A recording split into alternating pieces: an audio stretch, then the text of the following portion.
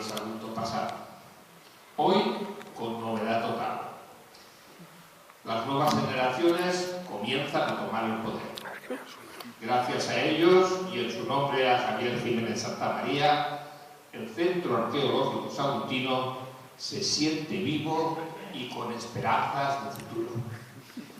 Hoy trataremos un tema cuyo papel parece estar de moda, el papel de la mujer en el mundo romano. No es nuevo para el Centro Arqueológico, ya que nosotros venimos de una larga tradición. Tuvimos presidenta y tenemos directivas en nuestro centro desde siempre.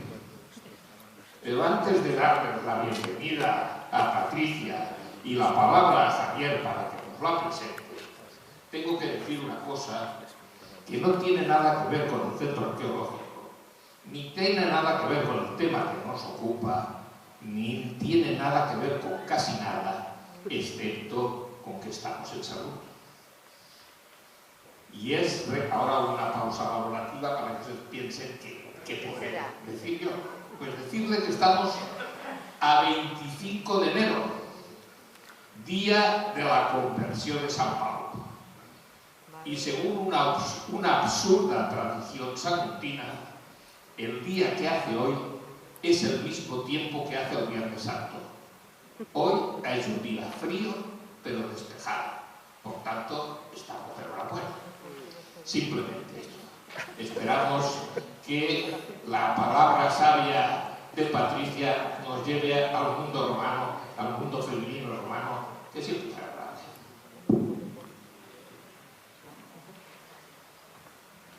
Hola? S'escolta, no?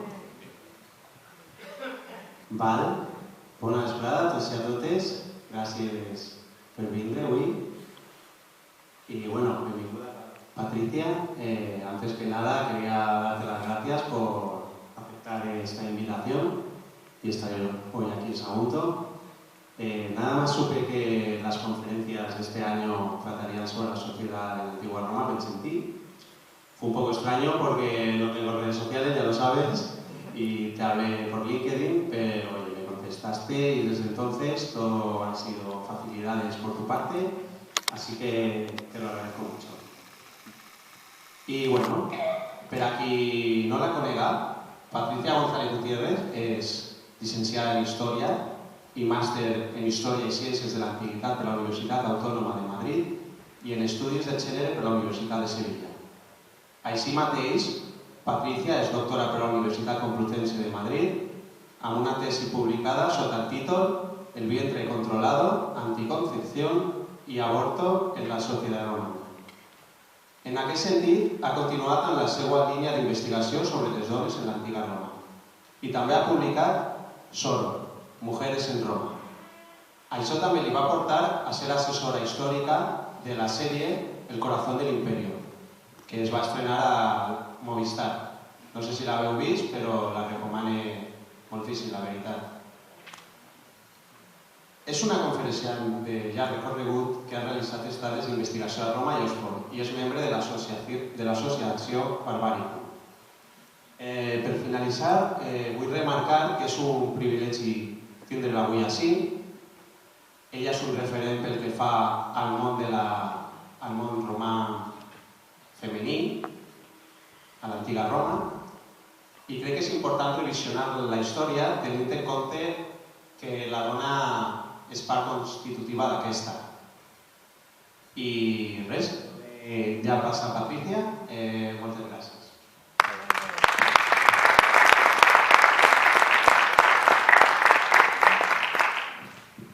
A ver, sí, se me oye bien, ¿no? Perfecto. Es que me autooigo con el micro. Bueno, me levanto para que también me veáis un poco mejor que esto de andar sentada. A ver, intentaré no soltaros una turra tremenda, que esto no dure mucho y que luego haya un poco de diálogo. Así que id pensando preguntas, porque si no luego el diálogo queda muy raro, si solo hablo yo. Bueno, vamos a empezar con algo que tiene poco que ver con las mujeres. Los romanos son tremendamente jerárquicos y tienen muy establecido cómo se ejerce el poder en Roma. Los romanos empiezan un cursus honorum, es decir, una carrera política, en que van pasando por distintas magistraturas, a nivel local, a nivel general, tanto los patricios por un lado como los plebeyos por otro, hasta llegar a ser cónsul, quien llegaba, que no todo el mundo llegaba, evidentemente, que no llegamos todos al presidente de gobierno, pero eran los cónsules. Y luego hay magistraturas extraordinarias como el dictador, que son temporales. Ahí cabe la cuestión de si ser emperador es una magistratura o no, que no lo es. En realidad el emperador no es nada, el emperador no tiene un cargo como tal, solo que maneja todo el resto de magistraturas. Lo mismo pasa con el gobierno de las provincias, solo que en vez de cónsules tenemos duumviros, pero tenemos lo mismo, ediles, cuestores, gente que se dedica a organizar los juegos, a manejar el erario público, etcétera, etcétera. Y lo mismo a nivel provincial. ¿Dónde encajan las mujeres en todo esto? Porque vamos a hablar de mujeres poderosas. ¿Cómo encajan en la forma de ejercer el poder romano? Pues no encajan. No encajan bien porque no pueden ejercer ninguna de estas magistraturas que hemos visto. Las mujeres no pueden votar ni ser elegidas. Tenemos una inscripción de una duumvira, pero evidentemente no estaba ejerciendo el duumvirato, era la esposa del duumvir. Y esto va a pasar siempre. No van a poder en ningún momento alcanzar ninguna magistratura. De hecho, no pueden ser emperador. Cuando hablamos de emperatrices o de... En realidad estamos hablando de las mujeres de la casa imperial, pero técnicamente no ejercen ningún tipo de poder. De hecho, las mujeres en Roma técnicamente son menores de edad toda su vida. Es decir, no solo es que no puedan ejercer una magistratura, sino que técnicamente ni siquiera pueden ejercer poder sobre su propia vida. Y siempre van a estar sometidas a tutela. O sea, su padre, su esposo, etcétera, etcétera. Lo que pasa es que esto se va a ir diluyendo con el tiempo. De hecho, cuando llega Augusto, dice, bueno, las mujeres que tengan 3 hijos, o las libertas 4, les quitamos la tutela. ¿Por qué? ¿Porque Augusto era muy majo y muy defensor de los derechos de las mujeres? No. Porque en realidad ya estaba un poco de capa caída. ¿Por qué? Porque la mujer podía pedir un tutor público, que simplemente era ir y pedir una firma para que les apañase sus negocios. ¿Que no quería el tutor? Pues podías pedir un cambio, y así hasta que encontraras uno que te firmara los papeles. Lo que pasa es que es mucha burocracia. Entonces, con este derecho, el de los 3 hijos se libraban de ello. De hecho, en la legislación tardía, un tal Gallo dice, bueno, es que en realidad es bastante absurdo el tema de la tutela porque llevamos siglos en que las mujeres manejan sus negocios, sus historias y tal. Pero bueno, es importante en el imaginario romano esto de que siempre van a ser menores de edad y siempre van a estar en teoría bajo la tutela de un hombre. Tampoco podían ejercer la abogacía.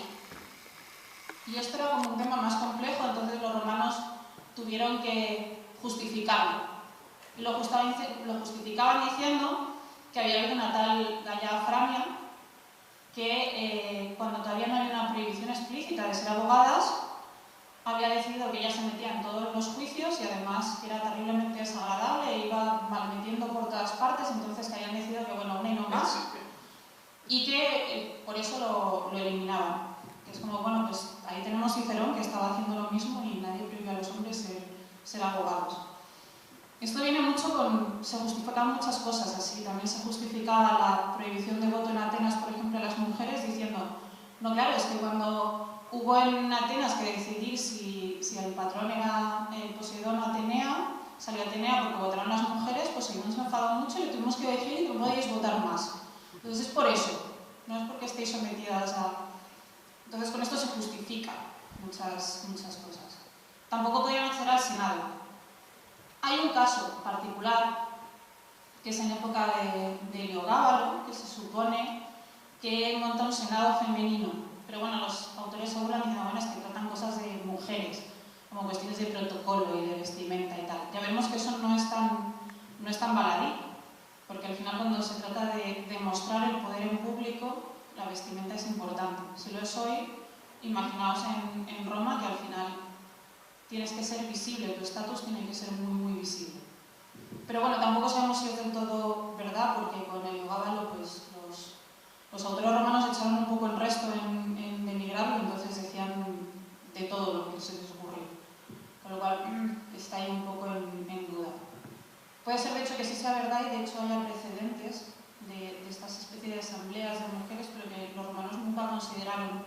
fuera algo importante, con lo cual nunca lo recogieron. Y aquí os he puesto un inciso de las mujeres sin nombre, porque hasta tal punto en teoría las mujeres romanas no podían ejercer el poder que ni siquiera tenían derecho a la individualidad. Las mujeres no tenían nombre. Te explico. Entonces, bueno, Livia, yo conozco a Livia es un nombre. No, mentira, no es un nombre, es un apellido. Los romanos, el nombre romano es un DNI. Es algo que indica tu familia, tu posición y tu identidad. Y se compone de 3 partes. El praenomen, el nomen y el cognomen. Cayo Julio César. Cayo es el nombre propio, el de persona. O sea, yo soy Patricia González. Entonces, el praenomen es el Patricia.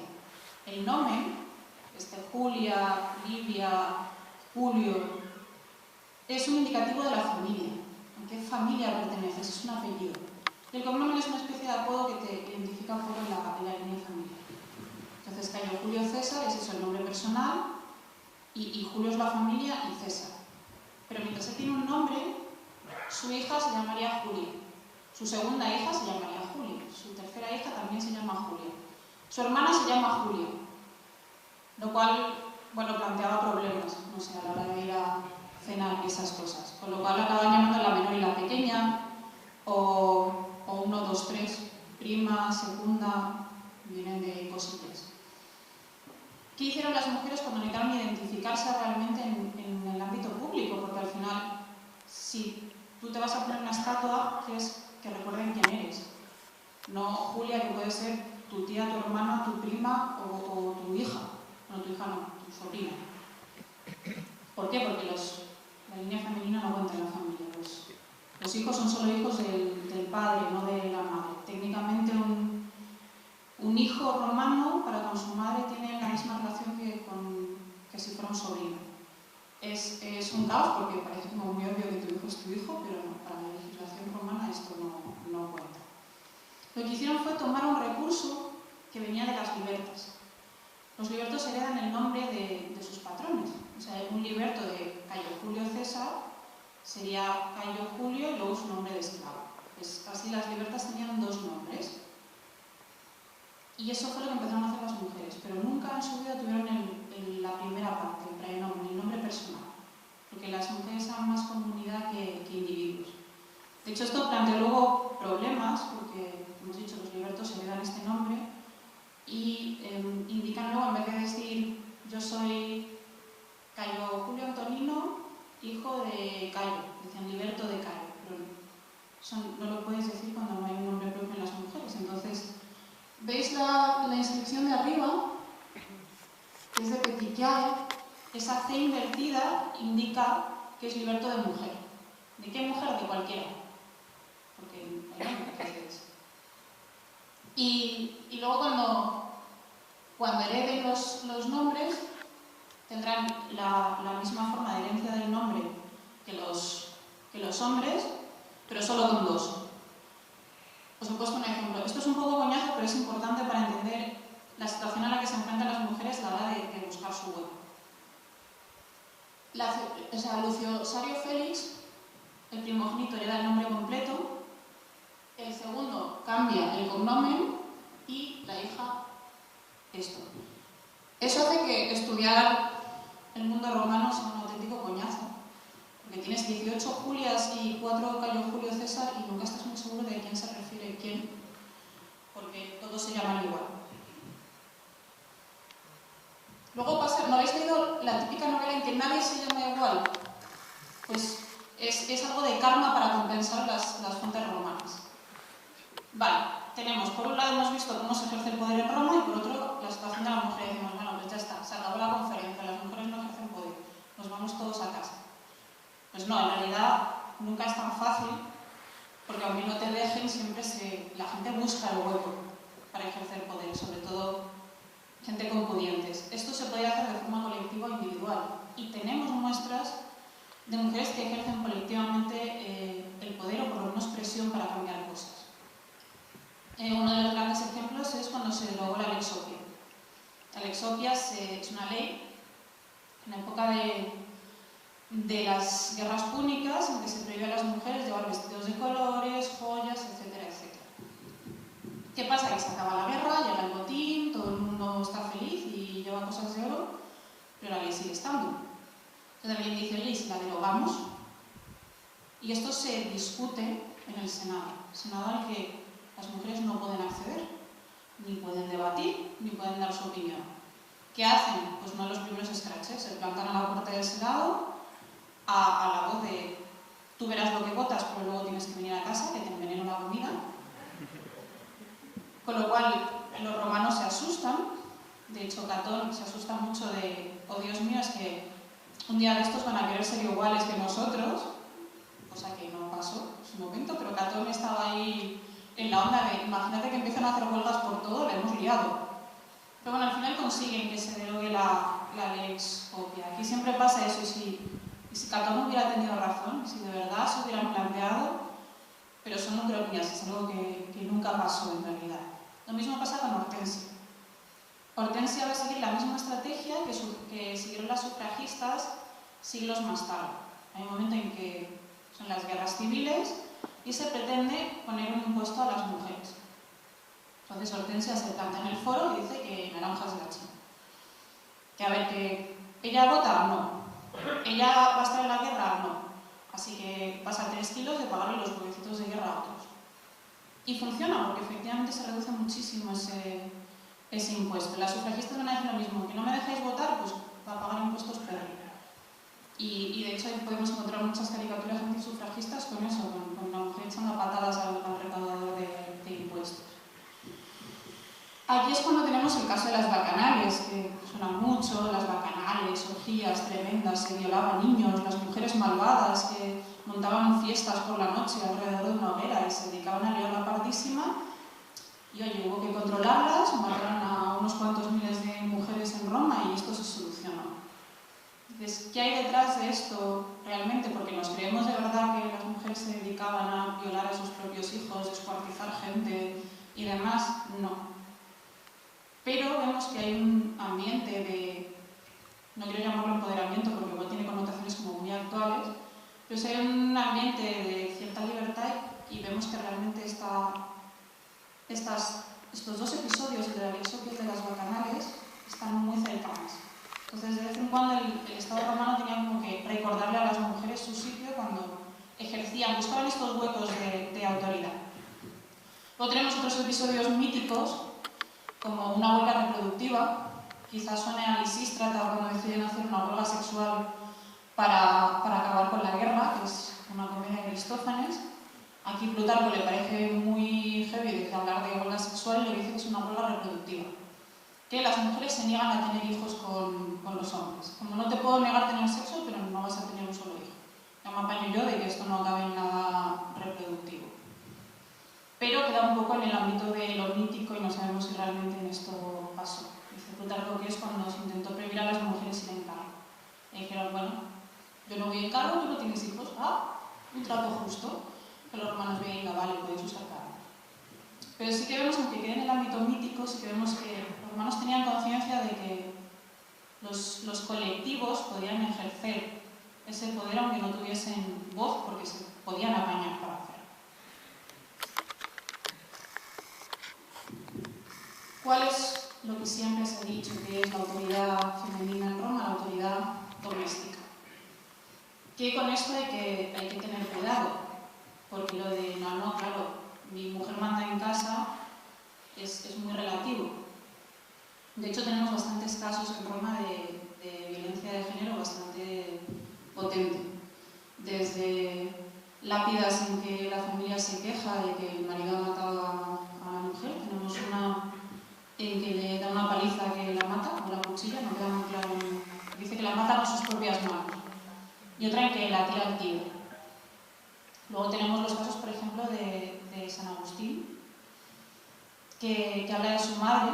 Dice, no, claro, mi madre tenía todo esto dominado y tenía mucha autoridad sobre mi padre. Pero claro, luego te sigue contando la historia en que las amigas le preguntan, pero, pues, a nosotros nuestros maridos nos pegan un montón, ¿cómo haces tú para que no te pegue? Dice, si tu marido tiene muy mal genio. Dice que las amigas llegan además con marcas en la cara de los golpes. Dice, no, hombre, yo es que procuro mostrar siempre buena cara, estar arreglada cuando llega, plantearle las cosas cuando está entretenido, justo después de comer, que es como, nos suena un poco conocido el discurso, entonces hay que tener cuidado. Pero sí que es cierto que las mujeres tienen una influencia, o tienen una influencia tanto en la familia del marido como en la familia del padre como en los hijos. Tenemos, por ejemplo, a Cornelia. Cornelia está ejerciendo una política activa continuamente detrás de sus hijos. Luego tuvo muy mala suerte porque tuvo muchísimos hijos, le sobrevivieron 3 nada más, porque, a ver, la mortalidad infantil romana estaba en el 50% antes de los 5 años, entonces era normal tener 20 hijos y que se te murieran 10 o 12 en los primeros años. Y le sobreviven 3, 2 chicos y una chica, y a 2 se los matan, pues hizo un pan como unas pascuas la pobre mujer. Pero está continuamente, vemos que está continuamente en política detrás de sus hijos, creando una serie de redes de apoyo. Y lo mismo pasa cuando son monedas de cambio. Es decir, para la unión de familias es muy común casar a tu hija con tu enemigo político para que deje de ser tu enemigo. Muchas veces las mujeres no van a tener ni voz ni voto en esto, pero otras veces sí. De hecho, siempre que vemos a Libia, tenemos la imagen, bueno, esto lo dije una vez en un instituto y no fue la mejor idea porque evidentemente no, pero todos tenemos la imagen de Yo Claudio, de la Libia de Yo Claudio, más o menos, es decir, claro, los chavales de 16 igual les pilla un poco más lejos, pero pues tenemos esta imagen de una Libia que es una asesina, fría, retorcida, etcétera, etcétera, y no vamos un poco más allá en pensar en esa Libia que la casaron con 15 años y para los 18 llevaba 2 matrimonios, un divorcio, 2 hijos y un aborto. Entonces, ahí sí que es complicado que tuviera un poco de voz o agencia, pero claro, nos lo venden como la gran historia de amor entre Livia y Augusto, igual no.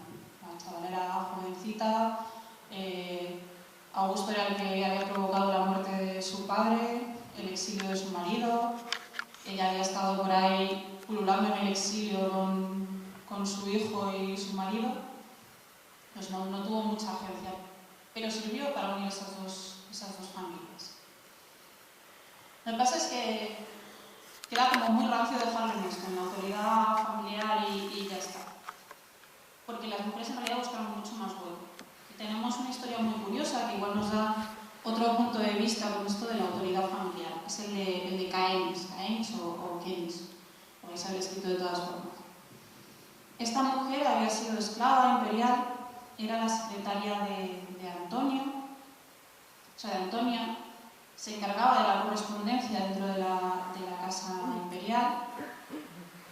Cuando es la encargada de mover los hilos en una conspiración para descubrirla, la de Sejano, y le da la libertad. Y ya se queda dentro de la familia imperial y sigue moviendo hilos.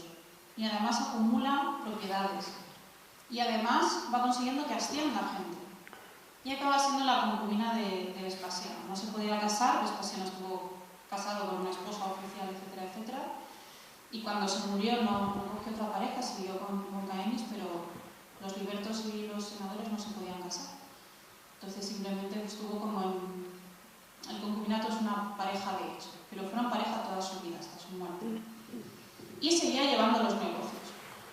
De hecho, se nos dice que tenía autoridad hasta tal punto que uno de los ejemplos de Domiciano como malo, malísimo, terrible, horrible, aparte de, no sé, violar vestales, matar gente, etcétera, etcétera, era que trataba mal a Caenis, alguien que era una liberta en una casa imperial. O sea, hasta ese punto tenía autoridad. Pero siempre este relato se cuenta diciendo que Caenis acumuló mucho dinero porque era la pareja de Vespasiano. Nadie se plantea que ya era poderosa antes que Vespasiano y que quizás que ascendió hasta emperador. Fue Vespasiano gracias a ella y no ella gracias a él. Entonces, siempre hay que ver cuando nos cuentan las cosas, un poco que las fuentes no son inocentes, que hay también detrás de los relatos. Porque muchas veces es muy fácil dejarse llevar porque lo que nos cuentan las fuentes y no pararse a pensar, bueno, aquí hay cosas que no me cuadran. Bueno, sabemos que es además un personaje real porque además de las fuentes tenemos Uy, qué oscuro se ve. Bueno, pero se ve bien, ¿no? Sí, sí. Tenemos la inscripción que le dedican sus libertos, porque claro, hubo un momento en que ya tenía sus propios esclavos, sus propios libertos, etcétera, etcétera. Y aquí viene el punto clave. ¿Por qué la mujer romana efectivamente logró ser poderosa pese a no poder estar en las magistraturas, pese a que tuviera una situación de desventaja legal, pese a que haya que tener en cuenta esto de que el poder familiar es particular? Porque podían manejar su dinero. Y había gente con mucho dinero. Y cuando uno tiene dinero, las cosas son mucho más fáciles. Que es algo que parece muy obvio, pero a veces no lo pensamos cuando hablamos del pasado. Como he comentado, ¿qué pasaba con la tutela? Que al final acabó siendo una cosa un poco burocrática sin más. Los romanos se daban cuenta de que las mujeres estaban teniendo poder porque podían manejar dinero. Y se intentó restringir. Se intentó restringir las herencias que podían recibir o el dinero que podían manejar. Fracaso total, no funcionó. Son leyes que acaban siendo papel mojado porque lo que nos encontramos en la vida real es que no está funcionando. Así que tenemos mujeres que están ejerciendo de terratenientes, de comerciantes, etcétera, etcétera. Os he puesto unos ejemplos. Neuillet es una naviera, bueno, creemos que es una naviera porque de hecho planta un barco en su tumba, que se hizo una, y dedicó otra a su marido. Sabemos además que había navieras, porque cuando nos hablan de que Claudio tuvo que dar ventajas a los navieros para que trajeran, bueno, llevaran a Roma comida en época de escasez, se dan ventajas tanto a ellos como a ellas. De hecho, uno es librar de la tutela a las mujeres que estuvieran ejerciendo de navieras y llevando trigo a Roma. Tenemos a Calia Crispinila, que es un poco el caso de Caenis, pero en época de Nerón. Pero por lo visto, esta mujer debía ser bastante así del puño cerrado y bastante usurera, porque parece que la acabó odiando todo el mundo. Pero manejaba mucho dinero y además con tierras en todo el imperio. También se dice que, bueno, igual gracias a que la relación con Nerón, pues, bueno, no era exactamente casta y pura. O tenemos, por ejemplo, a alguien de la Bética. Coelia Masquelina era una empresaria que exportaba vino y aceite, y lo sabemos porque hemos encontrado tanto el sello en Roma como una inscripción en España. Los sellos son de las pocas cosas entretenidas que uno puede encontrar en Testacho. El monte Testacho es básicamente un basurero gigante que se hizo a base de que todas estas importaciones que llegaban en ánforas. Las ánforas eran muy difíciles de reciclar, simplemente las rompían y las dejaban ahí. Con lo cual las excavaciones son un infierno. Escoger un metro cuadrado y sacar trozo de cerámica exactamente igual. Mira, este tiene una inscripción. Lo peor del mundo. Pero de vez en cuando se encuentran cosas como estas que te confirman las redes de negocios que había en el imperio. Y de hecho tenemos, este es un trozo que está en Écija de una ánfora y también tiene un sello de una empresaria. O tenemos a Cesenia, que era prestamista, por ejemplo. En Pompeya tenemos muchas mujeres que arrendaban casas o que técnicamente no podían ser banqueros las mujeres. Pero prestamistas así legales de yo te presto, tú me das y si no te mando a alguien para que te rompa las piernas, pues eso siempre ha existido y las mujeres lo hacían mucho. Lo de romper las piernas no lo sé, lo de prestar dinero por lo menos sabemos que sí. De hecho, fue muy importante la posesión de talleres. Los talleres de cerámica, estas turbinas, que fabricaban desde las ánforas hasta los ladrillos, la estimación que se ha hecho es que un tercio de ellas pertenecían a mujeres. Y de hecho el poder de las mujeres de las casas imperiales de Flavia, Antominia, o Aupoelia, como queráis llamarlo, vamos, de Vespasiano a Trajano, Adriano, etc. Al final no nos ponemos de acuerdo con cómo llamarlo porque lo de las dinastías imperiales nunca ha sido tan fácil como parecía. Se basaban en que habían conseguido casi monopolizar estos talleres. Eran mujeres además que tenían mucho, no es yo tengo mi taller pequeñito, sino que por ejemplo hay una... O sea, mi terror firmando libros es que se me olviden los nombres en lo que me lo dicen y firmo. Pero bueno, esta mujer tenía 6 talleres. Nos pasa lo mismo, por ejemplo, aquí en Valencia tenemos a nuestra pequeña mafiosilla que es Viria Apte, Viriato tenía mucho dinero porque monopolizó los talleres de esculturas y de aras en Valencia. De hecho, si vais a la Almoina, se encuentra una de las esculturas que se supone que o bien es de ella o es de su taller.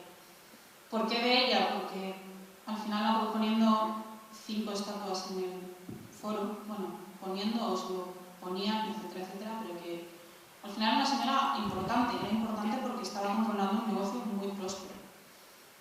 Luego, evidentemente, esto como siempre, cuando ya tienes 6 talleres, pues pones a 6 libertos dirigiendo y tú cobras y ya está. Igual que si tienes 18 tierras, te los llevan, no son pequeñas emprendedoras. Aquí voy a poner un caso muy particular de esta autoridad, entre un poco el dinero y la autoridad moral, que es el caso de las médicas. ¿Pero había médicas romanas? Sí, había médicas romanas. ¿Por qué no lo sabemos esto? Porque se ha invisibilizado mucho. De hecho, tenemos una en Mérida, que es Julia Saturnina, que es esta lápida de aquí, que uno de los grandes éxitos del Museo de Mérida, poner la inscripción hacia la pared porque mola mucho más la imagen del bebé, pero bueno, y es una lápida importante. Es Julia Saturnina, médica óptima. Y aún así, hace no mucho, en un artículo ponía, bueno, será una comadrona porque no hay médicas romanas, es como que no, pero si te está poniendo que es médica, no sé, o sea, sabrá la señora y su marido qué era, pues que además lo tenemos en las fuentes. Es decir, Galeno, en los tratados hipocráticos, Dioscorios nos están hablando de médicas. Y de hecho tenemos una que es muy curiosa, que aparece en estas fuentes, que es Antíoquis, y resulta que cuando se instaló en su ciudad se encontró un pedestal a esta médica que le habían puesto una estatua porque era muy buena médica y había ejercido en favor de la comunidad, así que le habían hecho una estatua. Así que tenemos la confirmación. Bueno, pues no serán comadronas, es como no, están escribiendo. Y son mujeres que son autoridades, es decir, esos libros están circulando por todo el imperio y los médicos Galeno, Dioscórides, etcétera, etcétera, nos lo están citando porque son autoridades en el tema. Esta Antíoquis, por lo visto, era una autoridad en temas de reuma, artritis y cuestiones así. Por lo cual no lo son. Tenemos también una médica filóloga, una médica de investigación. Mi marido era cirujano y ella era como, bueno, tú te pringas con la sangre, yo me voy a dedicar aquí a los libros a hacer unas cuestiones de investigación. Pero tenemos a estas médicas. Y luego tenemos además mujeres que son muy ricas y se siguen dedicando a la medicina. Emilia Hilaria nos la comenta Usonio, que además es un caso particular porque fue como, no, Emilia Hilaria, mi tía, era un poco rara, pero se dedicó a la medicina y dijo, no, mira, yo no me caso, yo a mí dejadme en paz, me voy a dedicar a esto. Siempre así fue como, vestía como un muchacho y, bueno, da igual, muy baja mi tía. Es como, bueno, si estás ahí a puntito de llegar a conclusiones, pero vamos. Y de hecho muchas veces llevaban estos negocios con sus maridos, pero a veces no. Y tenemos casos en que dedican edificios enteros. Es decir, aquí tenemos a Emilia Donata, en Francia, que además lo pone, Emilia Donata, y dice, yo soy médica y estoy dedicando este edificio. Os he puesto un espéculo que todas las mujeres en esta sala reconocerán que es, porque los espéculos romanos son exactamente igual que los actuales, no hemos cambiado nada. El material médico romano es bastante en cirugía parecido al actual. Luego, además, el dinero permitía llevar carreras paralelas. La religión, el sacerdocio, fue siempre una forma de ejercer poder en Roma para quienes no podían ejercer un poder oficial. No solo para las mujeres, sino también pues, para libertos, plebeyos, etcétera, etcétera. También lo podían ejercer de forma colectiva en las fiestas, que es un momento de visibilidad, cuando hay que hacer rogativas, cuando hay que pagar templos, pero también a nivel individual, sobre todo el culto imperial permitía que las mujeres accedieran a una especie de magistratura sin ser magistratura. Y de hecho vamos a ver cómo algunas se perpetúan, vamos a encontrar sacerdocios perpetuos. Eso que al principio era simplemente una cuestión religiosa, sin más, etcétera, etcétera, de repente se va a convertir en una situación de poder muy importante.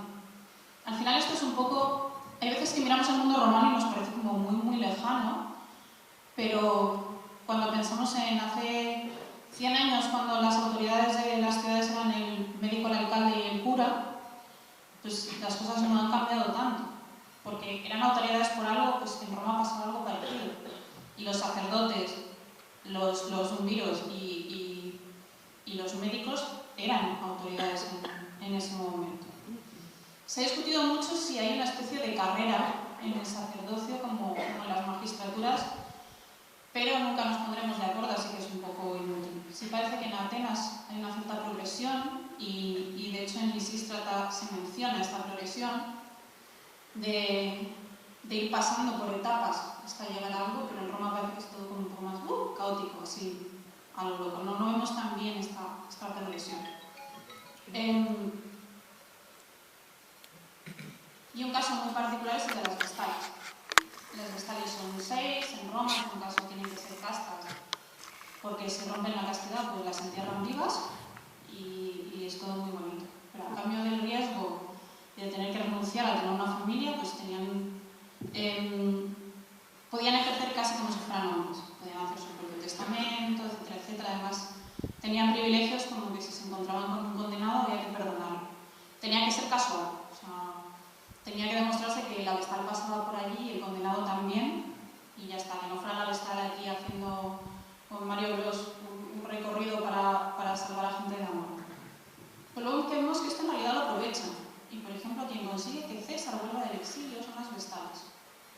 Cuando Mesalina, la linfómana tremenda, no sé qué, que igual no es tampoco la cosa como nos lo han contado, cuando la condenan a muerte, a quien acude para que intervenga es a la vestal.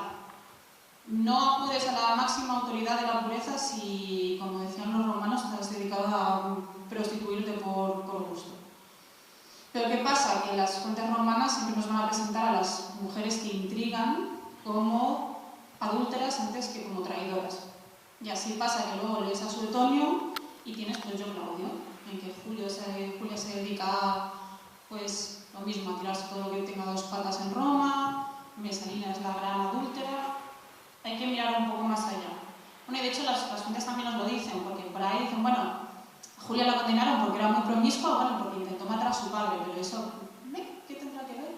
No lo sabe nadie. Así que efectivamente hay cuestiones detrás.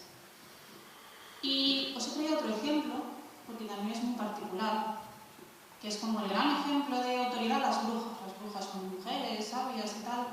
En las fuentes romanas siempre aparecen estas brujas poderosas, o las mujeres que obtienen a sus maridos a base de filtros de amor y brujería, etcétera, etcétera.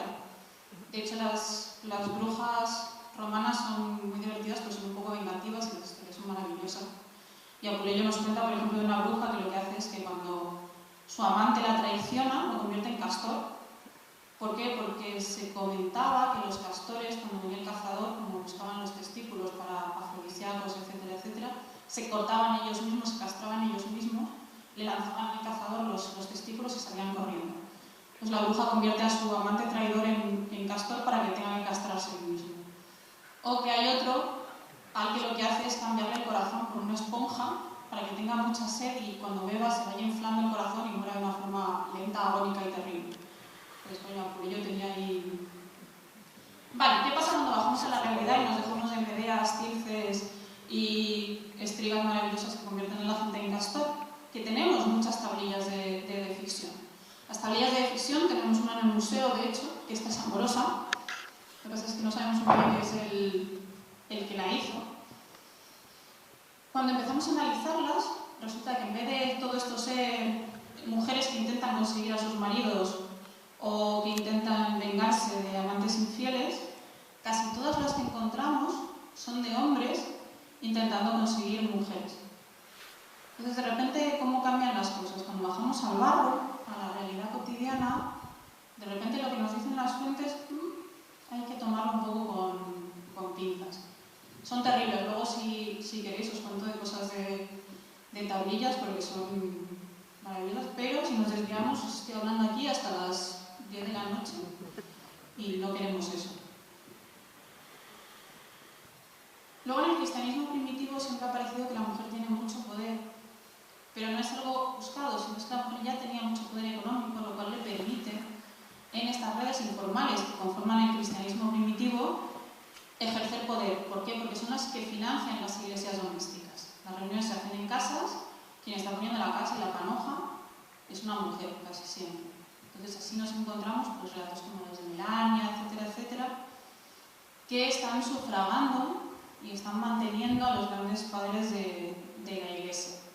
Luego además está esa mujer que renuncia a su cuerpo, que se convierte en la mujer virilis, que es la que ha renunciado a tener familia o que ha pasado por el martirio. No todos los mártires mueren, y por ello ha adquirido autoridad. Pero claro, está la trampa de que para ejercer autoridad resulta que lo que te dicen es que eres como un hombre, y además has tenido que renunciar a todo o pasar por un proceso de tortura.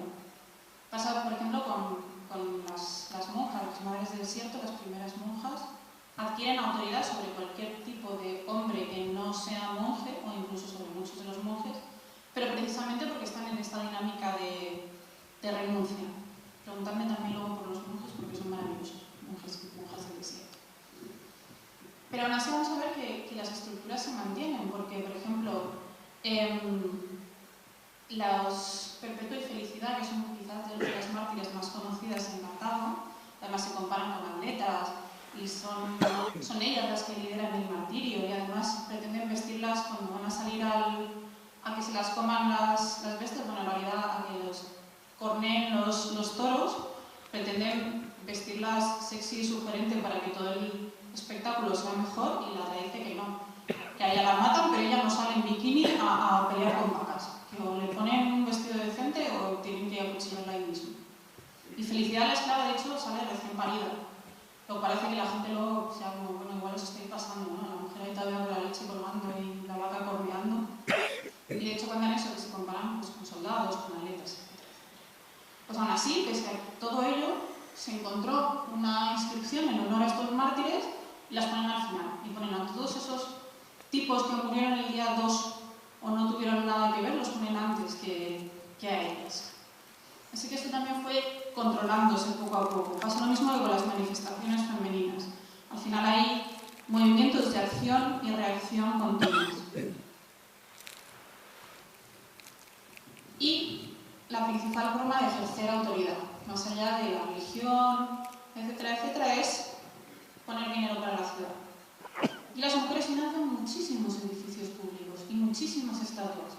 Las estatuas no es pongo mi estatuilla, normalmente es pongo la estatua, pago, pongo dinero para el municipio y además invito a todo el mundo a comer. Entonces, claro, ¿cómo funcionaba esto? Hemos visto que había que le ponen 5 estatuas. Pues que el municipio, 2 años después, dice que hemos pensado que así con una estatua es poco, entonces te ponemos otra y nos vuelves a invitar a comer. Venga, vale. Es un poco como los doctorados en Alcalá de Henares, que cuando se doctoraban tenían que invitar a comer a todo el pueblo, entonces estaba todo el pueblo en la puerta esperando a ver si se doctoraba o no. Claro, no era muy agradable cuando no se doctoraba, porque el doctorado tenía que seguir siempre por patas porque la gente quería que le invitaran a comer. Pues esto se hace igual. Y tenemos desde estatuas sin más hasta mujeres que pagan teatros. En uno de los edificios más grandes de Pompeya, que es este de aquí, bueno, es una reconstrucción un poco la imagen 3D, la pagó una mujer, la pagó Eumaquia. Esta Elia Restituta en Cágamo, en Argelia, pagó el teatro entero. En Mérida tenemos también una mujer que pagó el templo a Marte, que ahora es una iglesia cristiana, pero se conservan algunos de los restos. Cuando tú has pagado un teatro entero para la ciudad, a los 2 años dices, oye, que he pensado que la gente tiende a hacerte caso.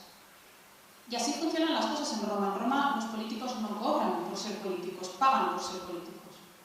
Porque pagar cosas en la ciudad hace que tengas prestigio. Sigue funcionando un poco cuando de repente vienen elecciones y se arreglan todas las cosas y te ponen la fuente decorada y de repente ese bache que llevaba 2 años te lo arreglan.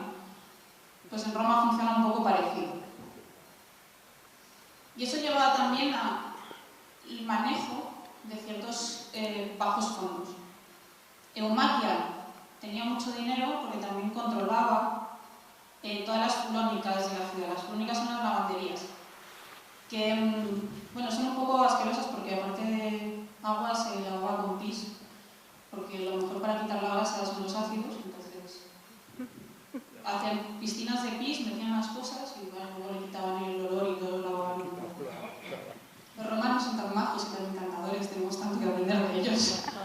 Pero bueno, los colegia son asociaciones gremiales, de lo que sea, de un culto, de los, pues eso, de los lavanderos de la ciudad, de los señores que se dedicaban a fabricar zapatos. Y tenían patrones. Pues, al final funcionaban un poco como club social. También había, por ejemplo, funerarios, que es como nuestro seguro de los muertos, que hay que pagar para que luego no te salga por un ojo de la cara enterrarte. Pues esto es lo mismo. Pero claro, sus reuniones sociales, quien pagaba la comida y tal, no eran solo las cuotas, sino que tenían patrones, que les pagaban cosas. Y tenemos muchos casos en que esos patrones son mujeres. Por ejemplo, la imagen esta es de Ancaria Luperca, que es su marido que está poniendo dinero y la mete a ella en el colegio también.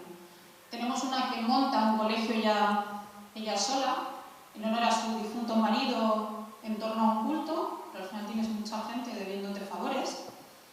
O hay algunos que invierten. Esta Albucia se dedica a poner pasta en colegios diferentes. Yo qué sé, por no tener, esto es como la que compra acciones, que igual uno se te fastidia, pero tienes los otros 4. ¿Qué pasa con estos colegios? Que estás manejando grupos de gente. Esa gente a la que le estás pagando la comida se va a movilizar cuando tú digas, oye, creo que igual deberíamos elegir a este magistrado.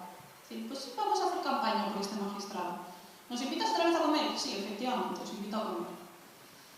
Pero además de eso, que ya de por sí, pues oye, tiene su cuestión, es que en un momento dado estos colegios también funcionaban como bandas armadas. En época del triunvirato se dedicaban, por ejemplo, en las elecciones a ponerse en la puerta de las votaciones, porra en mano, y o votabas o votabas. Y, por ejemplo, Fulvia, uno de los grandes poderes que tiene es que junto con su marido están controlando estas bandas armadas. Luego van a matar al marido porque, claro, si tienes una banda armada y el otro tiene una banda armada y te dedicas a pegarte en las calles, pues igual te llevas un navajazo en el hígado y pasan cositas. Y en Roma un navajazo en el hígado era mortal. Fulvia, creemos que es esta señora, es igual de las primeras mujeres que vemos retratadas en la moneda, entonces que fue no oficial, se supone que es una victoria. Y ahí vamos al control militar. Parece como la última frontera, siempre la sangre parece la última frontera en lo femenino. Vamos descubriendo que no, que por ejemplo también se pensaba, bueno, hay sacerdotisas pero no pueden sacrificar. Se descubrió que sí. Bueno, pero sacrifica a otro, ella solo paga el sacrificio. Y ya se ha descubierto un monumento funerario de una muchacha que era la que se encargaba de sacrificar en su barrio. Que a ver, no sacrificaría toros, que aquí la mujer sacrificaría pollos porque era una cosa de barrio, pero ya estaba ejerciendo. Y el control militar pasa lo mismo. Pero vemos que tampoco, igual también van a intentar meter mano. Y están los ejércitos privados. Fulvia, además de controlar estos bajos fondos, en la guerra de Perugia acabó pagando un ejército ella y lo dirigía ella. No estaba en la gran derrota, pero lo estaba dirigiendo. De hecho, en Perugia se han encontrado un montón de proyectiles de onda y la mitad tienen mensajes injuriosos. Igual que cuando se pintan las bombas, pues los romanos ya hacían lo mismo, pero con los proyectiles. Y la mitad tienen para el coño de Fulvia, para el culo de Fulvia, con lo cual sabían quién estaba detrás y era Fulvia. Pero además vamos a encontrar otro tipo de participación. Hay muchas emperatrices que van a ser nombradas Mater Castrorum, lo cual no solo es que ellas estén protegiendo al ejército, sino que también lo vinculas a que el ejército las proteja a ellas. Agripina madre, no la Agripina que es de Nerón, que también han calificado, etcétera, etcétera. Bueno, era un poco mandona la mujer, entonces cuando una mujer es mandona, ya sabemos qué pasa. Se iba a los campamentos y de hecho un momento en que lideró una acción militar en que se vieron muy mal, estaban intentando huir, iban a echar un puente abajo y quedaba todavía parte de la legión al otro lado del puente y esta mujer Se fue ella en medio del puente a protegerlo hasta que pasó hasta el último de los legionarios. ¿Qué pasa con estas cosas? Que al final te granjeas en favor del ejército. Calígula no se llamaba Calígula. Las cáligas son las sandalias, Calígula es botitas, porque al niño lo paseaba por las legiones. Con lo cual el ejército sí le fue fiel a Calígula luego. La guardia pretoriana no tanto, y las cosas acaban como acaban. También ya es otro melón el cómo se nos ha presentado a los emperadores malos, pues igual tenemos que replanteárnoslo también. No, de hecho, Nerón funcionó un poco como Mesías. Luego, en los años posteriores había gente que reclamaba el poder diciendo que era la reencarnación de Nerón. Y a la gente le gustaba, o sea que igual tan malo con el pueblo no fue. Sí que podemos decir con total seguridad que las mujeres no fueron legionarios. Vale. Pero incluso esto parece que tiene sus cosas, porque hay un cementerio en Inglaterra, de Cabo, en que es un fuerte romano, y se han encontrado tumbas de soldados, de caballería, en las salas, en estas unidades auxiliares, enterrados, pues los señores con su caballo, etcétera, etcétera, y sabemos que son la caballería porque está el señor enterrado con su caballo. Pequeño problema, cuando se empezaron a hacer análisis de los huesos, dos de estos señores enterrados con su caballo, que claramente eran soldados, resultaron ser señoras. ¿Puede que hubiera mujeres en ciertas unidades de caballería? No lo sabemos. Puede que sea una cuestión de prestigio, pero oye, ahí está. La arqueología siempre da sorpresas. Y luego sí que sabemos que los romanos saben y conocen que fuera de lo que es el ambiente romano hay mujeres también liderando ejércitos y participando.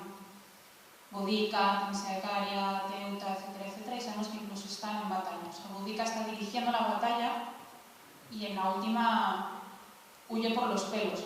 Y en esa se nos cuenta que hay mujeres participando también como soldados. O sea que también, aunque parezca la última frontera del ejército romano, en que se nos dice que no hay mujeres en los campamentos, que no hay mujeres en... Vemos que al final también acaban encontrando los vacíos legales en los que ejercer autoridad. Os juro que ya esto es lo último, prometido. Y aquí vienen las conclusiones. ¿Qué vemos? Que al final los grupos que parece que están totalmente lejos del poder, cuando tienen una cierta capacidad van buscando los huecos. Entonces la historia nunca es simple, nunca va a ser, bueno, los romanos son magistrados, las mujeres se quedan en casa, etcétera, etcétera. Vamos a ver que en todos los huecos que no se prohíba explícitamente, la gente va a intentar participar. E incluso en las cosas que se prohíben explícitamente, al final también te apañas para participar igual. Entonces siempre las cosas van a ser más complejas de lo que parece.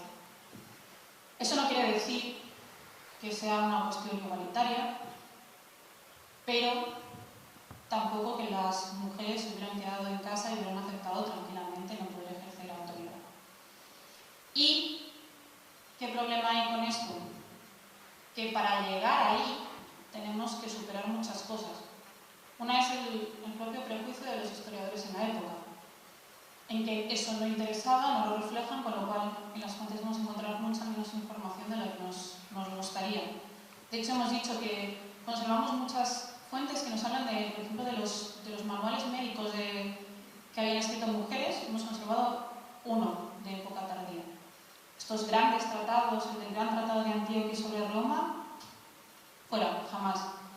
Agripina escribió un libro de historia sobre su familia, en que todos mataríamos gatitos por tener ese libro, porque es de primera mano. Solo lo sabemos porque algunos historiadores posteriores que sí se han conservado nos lo mencionan. Tenemos muchos otros libros que sabemos que fueron de autoras y no los conservamos. Conservamos grafitis, entonces algunos poemas sueltos.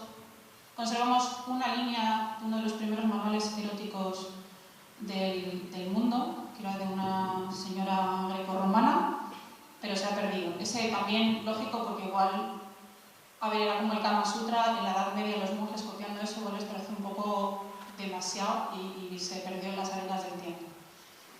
Que nadie dice que dentro de poco, en un archivo, en un palimpsesto o en Dios sabe qué sé que se encuentre, no encontremos alguna de estas obras. Que, bueno, Y luego también está nuestro propio prejuicio. Solo vemos lo que buscamos. Porque durante tanto tiempo nos ha hecho, no solo nos ha hecho historia de las mujeres, sino nos ha hecho historia de la infancia o historia de los oprimidos, los esclavos, etcétera, etcétera, porque no interesaba. Lees, te dejas llevar por el relato, como en las películas. Me dejo llevar por el relato y al final es cuando hay un interés, cuando empezamos a encontrar todas estas cosas y empezamos a rescatar personajes, situaciones, etcétera, etcétera. Así que, como conclusión esto, para ver nuestro pasado lo primero que tenemos que hacer es buscarlo. Para buscarlo tiene que interesarnos. Pues tenemos que muchas veces ir un poco más allá de las fuentes y lo que nos cuentan. Muchas gracias. He jurado que era lo último, era de verdad.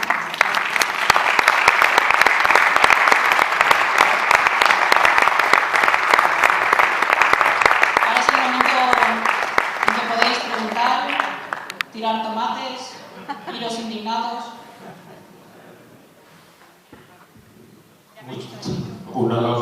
Muchísimas gracias. Nos ha abierto una puerta que estaba entornada y que vamos a aprovechar para preguntarle. Aprovechándome que estoy en mesa, pregunto yo primero. Yo no sé si Roma es una gran falsedad porque nunca hubo un imperio formalmente y sin embargo continuó siendo una república y sin embargo pues el imperio fue una realidad. El poder de las mujeres nunca existió, pero sin embargo nos has demostrado que sí existió y fuertemente. Mi pregunta es, todas estas mujeres, aparte de listas que tenían que ser como la mayoría, serían educadas. ¿Cómo estaba la educación de la mujer en Roma? Ese es otro de los grandes mitos que parece que las mujeres nunca han ido a clase. A Roma le interesaba que todo el mundo estuviera educado, entonces el colegio era casi público. Y estas mujeres hasta la edad, lo que sería la primaria, se educaban junto con los chicos. Lo que pasa es que lo que sería secundaria y universidad está enfocado a la retórica y ahí no tenía mucho sentido, pero no era una prohibición formal. Entonces ellas se seguían educando en casa y vemos muchas veces que se habla de estas mujeres educadas, etcétera, etcétera. Lo que pasa es que es un arma de doble filo, porque la pequeña diferencia entre la mujer educada y la repipi está en la visión del poeta que te describa a esa mujer. Es decir, las cultas latiniparlas de Quevedo, etcétera, etcétera, pues también existen. Y luego en los oficios, es que claro, a ver, si tú eres médico y tienes una hija, pues la educas igual que al hijo, porque necesitas comer todos los días y entonces en los oficios vemos que se educan tanto en casa como aprendices. En Egipto tenemos muchos más registros de vida cotidiana y vemos contratos de aprendizaje que son de mujeres, entonces sí que las encontramos. Lo que pasa es que la alta cultura, las poetas, las escritoras, pues es eso, hemos perdido.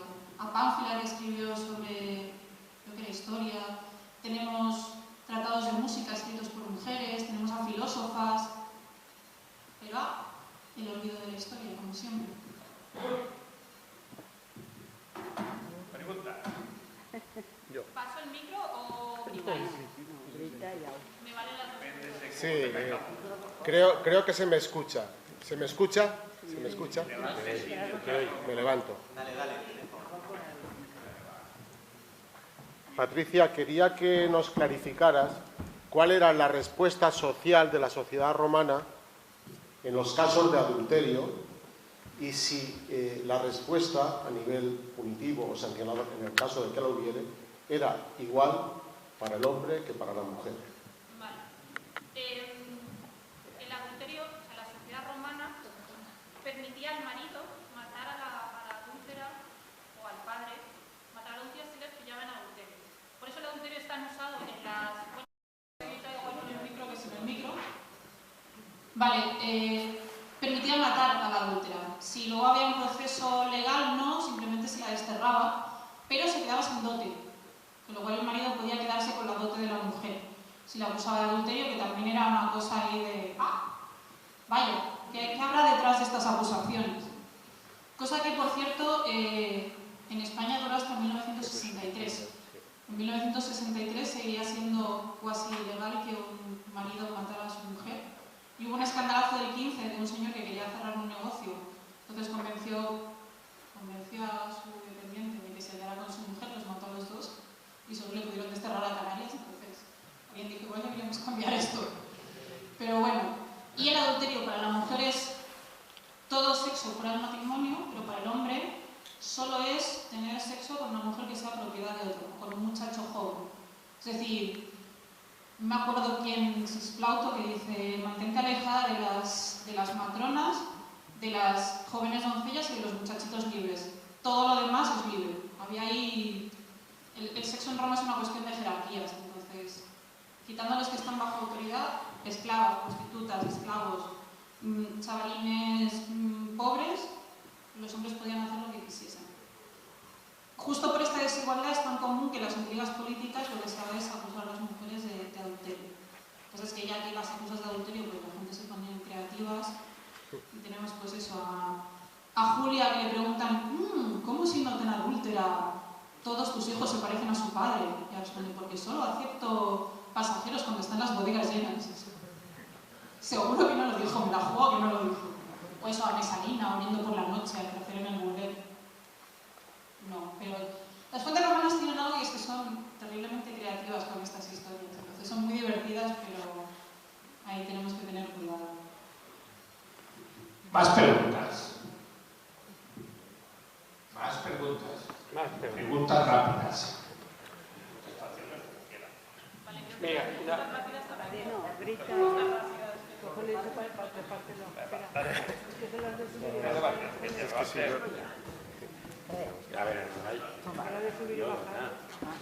A ver, una pregunta para los auditores, porque has puesto aquí a Diana. Bueno, nosotros entenderemos que es la diosa. Sí. Bien. Entre los restos del templo de Diana hubo el altar de los sacrificios, donde ponían que se sacrificaban anualmente una oveja, una cerda y una vaca, en género femenino. Mi pregunta es, porque esto no lo hemos tocado, las sacerdotisas del templo eran mujeres, evidentemente, ¿no? Quiero que nos hables de eso. Si las procesiones solamente iban mujeres, por ejemplo, si los que mataban, los que hacían los sacrificios eran mujeres, un poco, que nos expliques un poco eso. Hay... Bueno, ¿se me escucha más o menos? Espera, mejor. La próxima vez traeremos dos. Eso sí. Una para el pueblo y otra para los humanos. Depende de la festividad. Hay festividades que son mixtas y otras no. Dios proveerá. Gracias, Dios. Luego, dentro de las festividades no mixtas en Roma, por ejemplo, encontramos algunas en que solo participan patricias, o solo participan madres, etcétera, etcétera.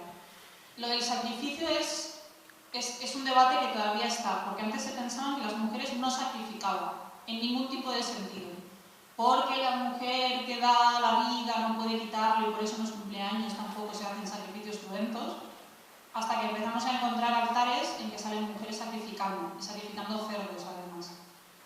Te dijeron, bueno, es una cuestión metafórica, la mujer es la que paga el sacrificio, pero no es la que sacrifica, hasta que encontramos esto a la copa de Ínsula. Entonces, es algo que todavía está en debate, porque la participación de la mujer en la religión es muy, muy particular. Está entre los márgenes y la centralidad. En general, el sacerdocio romano, salvo las vestales, son parejas. Son un sacerdote hombre y mujer que están casados. Que lo que realmente rompió esa dinámica, porque los grandes flámines, además, si se moría uno de los dos, tenían que renunciar, fue el culto imperial. En el culto imperial sí que empezó ya a haber sacerdocios que no tenían que estar casados y en que las mujeres ejercían el sacerdocio de forma independiente, aparte de las vestales. ¿Qué pasa con estas cosas? Es que cuando se trata de Roma ciudad, parece que hay muchas más fuentes. Cuando se traslada a los municipios, ya es más complejo, porque depende mucho de las dinámicas locales. Y sí que encontramos más sacerdocios femeninos, por ejemplo, en tal. Pero vamos, lo del sacrificio sigue en debate y seguirá en debate porque no hay nada que nos guste más a los historiadores que pegarnos entre nosotros. Entonces, cuando hay temas polémicos, pues pueden alargarse eones. Bueno, sí, no sé fiesta, pero yo qué sé, que son después los congresos. Otra pregunta sobre las Lupercales. Qué divertida las ¿Qué Lupercales. diversidad? O sea, Sí, básicamente los lupercos eran, bueno, llevaban febra, látigos claro. Eran jóvenes que se empelotaban, sacrificaban una cabra, le arrancaban la piel a tiras y bajaban corriendo por la ciudad pegándole latigazos a las mujeres para que fueran fértiles. En febrero siempre se ha dicho que eso se asocia a San Valentín, no es cierto, pero sí conservamos ciertas festividades de carnaval en que personajes enmascarados o vestidos de animales van pegando latigazos, que sí que tienen como más... Pero sí, los romanos tenían una cosa ahí con el sexo y la violencia bastante chungo. Entonces vemos que las mujeres presentaban la espalda voluntariamente y las manos para que estos lupercos les dieran de... Claro, a ver, son latigazos que no es el señor al que matan a latigazos, es un latigazo y punto, y suponemos que los señores tampoco darían muy fuerte. Sobre todo porque probablemente irían borrachos como ratas. Entonces, pues, la puntería o la fuerza de los señores en pelotas, borrachos como ratas, pegando latigazos con pieles de cabra, pues sería particular. Sabemos que se fue formalizando y empezaron a vestirse más y llevar látigos más preparados en vez de arrancarlos de la cabra, y todo se volvió mucho menos divertido, pero el original era eso, porque siempre la sangre, el sacrificio y la fertilidad en Roma están muy unidos, y la violencia, es decir, los romanos parecen tener una especie de obsesión con la violencia y el sexo, que de hecho, si os fijáis, todas las etapas de la historia romana se marcan con una violación. Marte viola a Rea Silvia y tiene a Rómulo y Remo. Remo funda la ciudad y raptan a las Sabinas. La monarquía cae cuando se viola a Lucrecia. El decemvirato cuando intentan violar a Virginia. Es como que estaban ahí un poco encerrilados. Sí. Vale. Una pregunta. Has hablado de la mujer en los títulos de poder. ¿Por qué no tienes algo de la mujer fuera de los títulos de poder? La mujer de la calle, la mujer normal, que era su vida, ¿cómo era? Sí, o sea, habla de las mujeres en círculos de poder porque al final, para ejercer poder a nivel local, lo básico es tener dinero. Pero luego las mujeres en su vida cotidiana sí que es cierto que eran bastante más libres incluso que estas mujeres poderosas, porque al final muchas veces llevaban sus negocios, llevaban sus cosas, entonces dentro de que no tenían estos derechos legales y que la violencia dentro del matrimonio era algo más o menos común, sí que son mujeres que están teniendo una cierta libertad económica. Y al final lo básico para la independencia es esa libertad económica. Entonces nos encontramos a mujeres eso, dirigiendo sus pequeños talleres, poniendo lápidas, ofreciendo cosas pequeñas. Lo que pasa es que, como siempre, se nos escapa más. Porque al final las fuentes nos hablan un poco de las mujeres poderosas, pero tienen que hablar. Entonces de Livia nos hablan, de Mesalina, de Julia Domna, de Julia Mesa, pero de la carnicera del pueblo no. Pues ahí tenemos que bajar un poco, pues como en la magia que bajamos a lo largo de la arqueología, sabemos que estas mujeres están teniendo su libertad y haciendo sus cosas por la epigrafía y por la arqueología. Que por eso es tan interesante, de hecho, el conservar la epigrafía.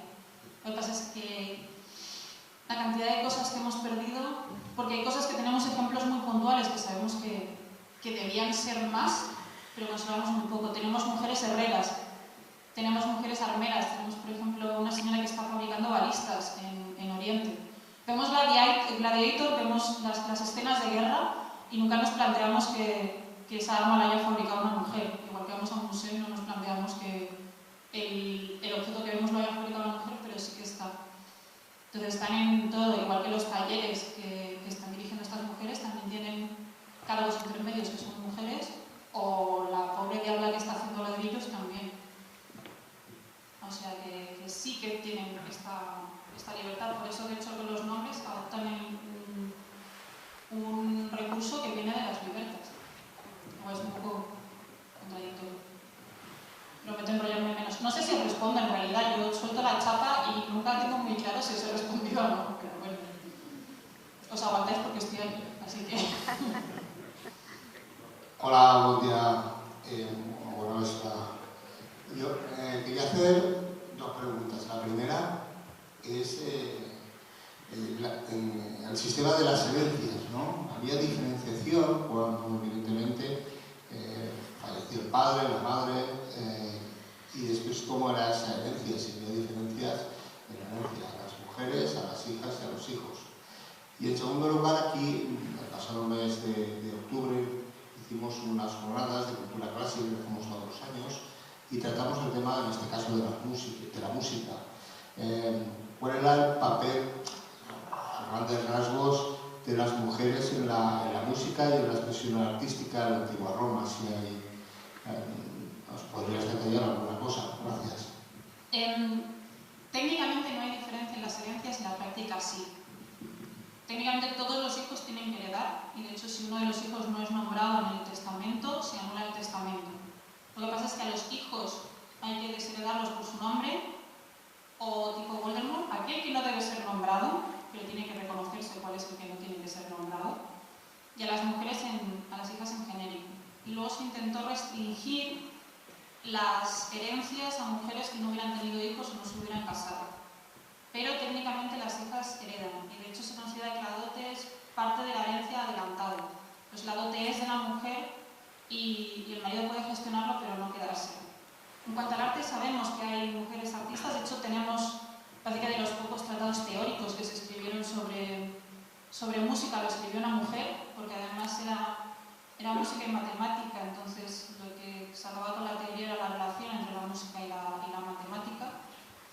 Y sabemos que hay cantantes y además hay músicas de instrumental, lo que pasa es que están un poco mal vistas, porque todas las mujeres que se exhiben en público caen en la infamia, que es la restricción de derechos cívicos. Y entonces es como las actrices, están un poco ahí. Y sabemos que aparte de músicas hay pintoras, escultoras, etcétera, etcétera. De hecho, Plinio, que es un señor muy majo que decía cosas muy locas, pero que dejó 35 libros de absolutamente todo, por lo cual todos le queremos, es el que murió en el Vesubio porque intentó montar una expedición de rescate y salió terriblemente mal. Pero bueno, entonces intentó rescatar además a su amigo, bueno, pobrecito.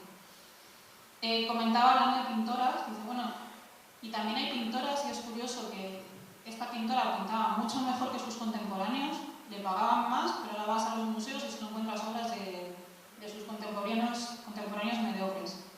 Entonces, de nuevo, el problema es que nos faltan nombres porque nos falta conservación, pero sabemos que hay músicas de todo tipo de condición.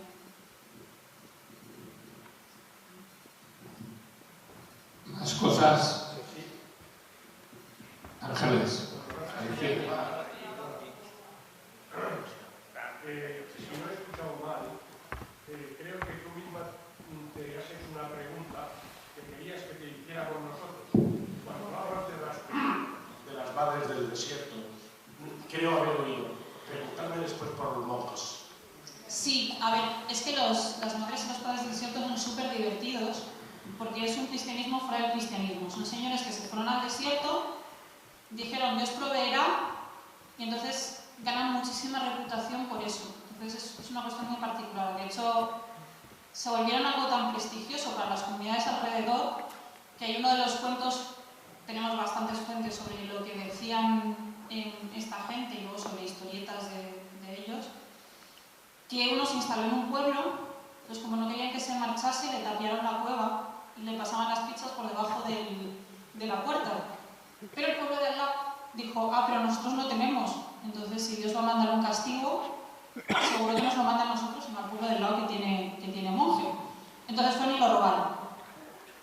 Entonces, claro, el momento en que los del pueblo decían, no dejamos de pasarle comida, pero esto no devuelve nada, a ver si se ha muerto el señor, abren, se encuentran que está vacío, pero el pueblo de al lado tiene monje ahora, seguro que es el nuestro, entonces lo volvieron a robar. Claro, esto lo contaban porque a la cuarta vez el pobre monje que tenía voto de silencio se le hizo ¡ay! Entonces lo contaban como paciente. Entonces dentro de esta renuncia y eran como punkis anarquistas estos monjes, había una bastante igualdad de género. De hecho hubo un monje bastante loco que se le ocurrió decirle a una de estas monjas, a la madre del desierto, de tú calla mujer. La otra respondió, aquí el hombre soy yo, tarao, así que cállate tú. Precisamente por esta extensión de yo tengo más autoridad que tú en este concepto.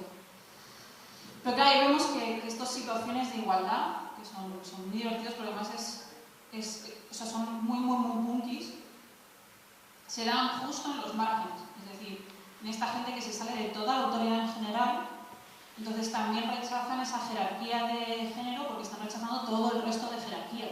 Es decir, no hacían caso al obispo, no hacían caso a nadie. Y ahí sí vemos unos espacios de libertad muy grandes, pero claro, son muy excepcionales. Pero sí, las historias de monjes son... De hecho, hay uno que me pareció que era muy blando, entonces intentó como ganar más prestigio diciendo, no, es que estáis aquí, estáis al lado del pueblo y os traen comida. Dios dijo, ¿veis a los pajarillos del campo? ¿Se preocupan? No, Dios proveerá, pues yo me voy al desierto de verdad. Bueno, y se fue, y parece que regresó como a la semana, zarapastroso ahí, chupado. Toca la puerta, le abren y dice, no se puede vivir en el desierto y no vamos a volver a hablar de esto. Eran muy punkis. Son geniales, o sea, lo que pasa es que si empezaron a...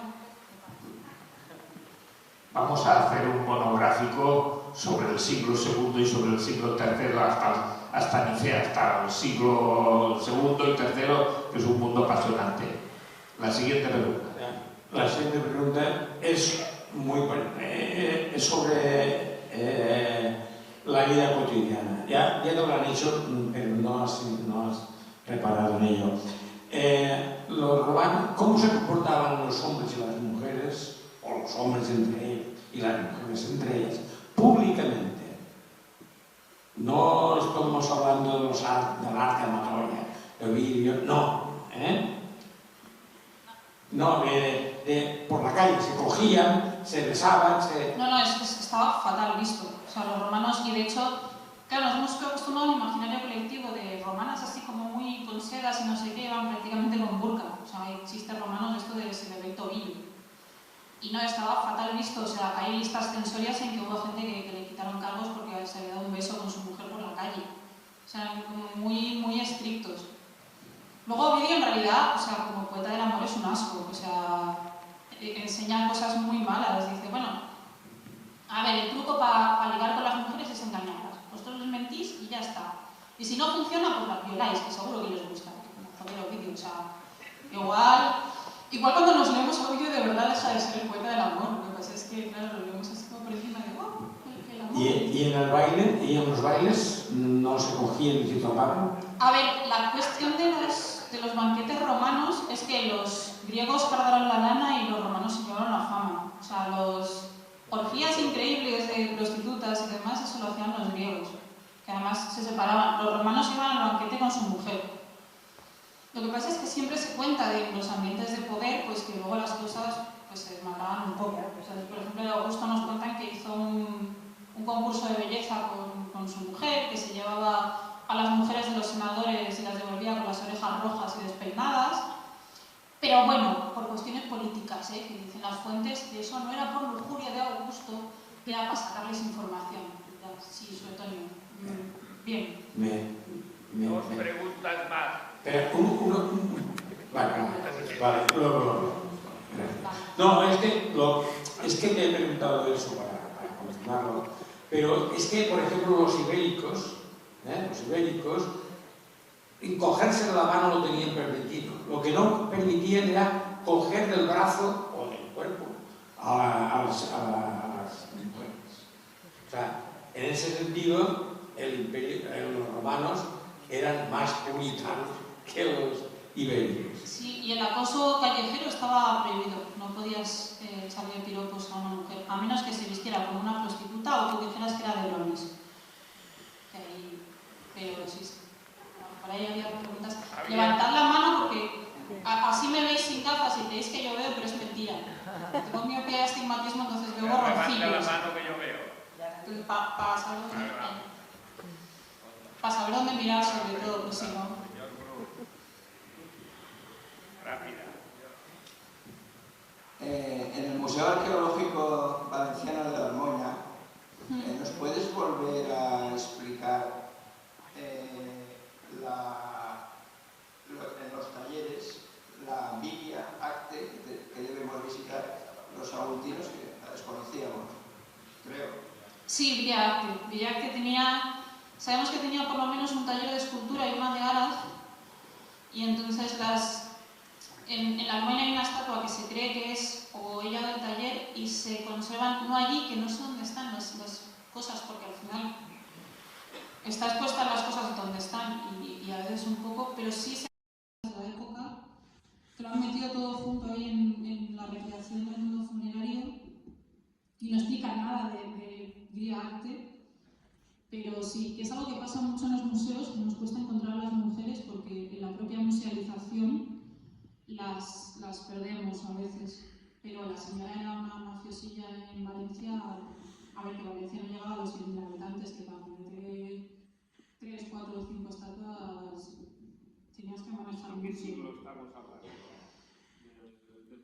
Primero, segundo, una cosa así. O sea, igual que soy pésima con los nombres, soy pésima con las fechas, o sea... Estaría en segundo, me parece, claro. Bueno, y que también esto es lo de mejor cabeza de ratón que cola de león en muchos casos, y hay mucha gente que se queda en su localidad porque, claro, ya... O sea, sí que vemos que hay sacerdotisas del culto imperial que, por ejemplo, se trasladan a la capital provincial para ejercer un sacerdocio provincial, pero hay muchos que prefieren manejar su pequeño cotarro interno en los municipios.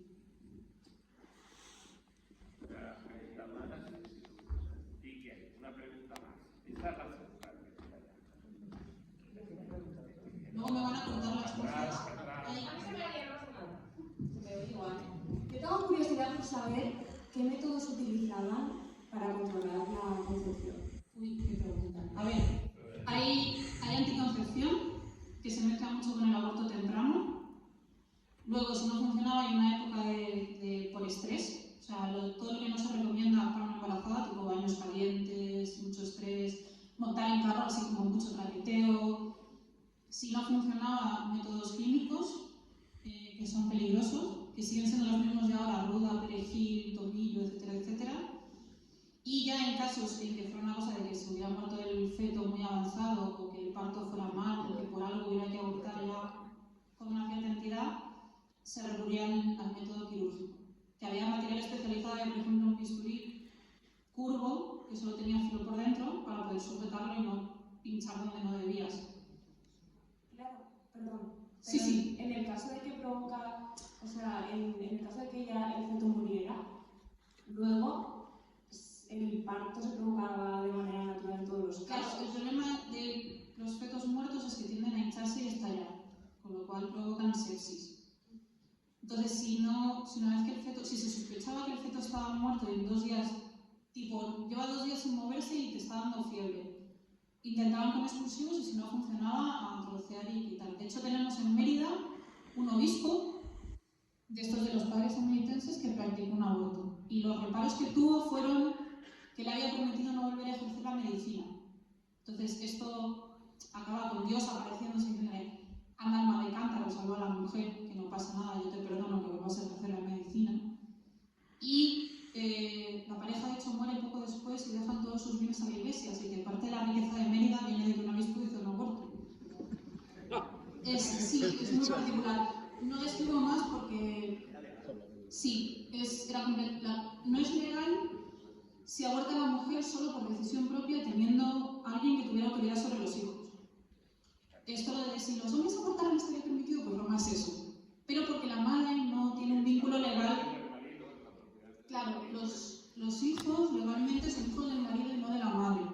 Pero si la madre no tenía marido o padre o tal, sí era completamente legal. Lo que estaba prohibido era la venta irresponsable de abortivos, pero igual que de afrodisíacos, porque eran peligrosos. Entonces, la venta irresponsable de afrodisíacos, anticonceptivos y abortivos sí estaba penada. Pero porque eran sustancias chungas, igual matabas a alguien, que no sé, es igual que está prohibido intervenirlos. Muchísimas gracias. Una se ha hecho la hora. Un apunte quería hacer yo. Un apunte último. La Universidad Complutense